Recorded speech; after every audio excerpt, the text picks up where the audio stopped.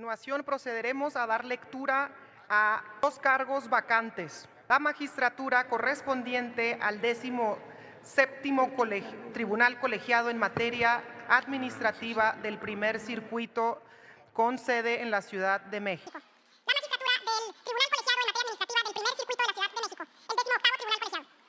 La magistratura del Tercer Tribunal Colegiado en materia civil del Primer Circuito con residencia en la Ciudad de México. Siguiente, la magistratura del Sexto Tribunal Colegiado en materia civil del Primer Circuito con residencia en la Ciudad de México. Número 5 de las vacantes, no del número de la lista, solo de las vacantes. La magistratura correspondiente al 13º Tribunal Colegiado en materia civil del Primer Circuito con residencia en la Ciudad de México. La magistratura del Segundo Tribunal Colegiado en materia de trabajo del Primer Circuito con residencia en la Ciudad de México. La magistratura del Segundo Tribunal Colegiado en materia de trabajo del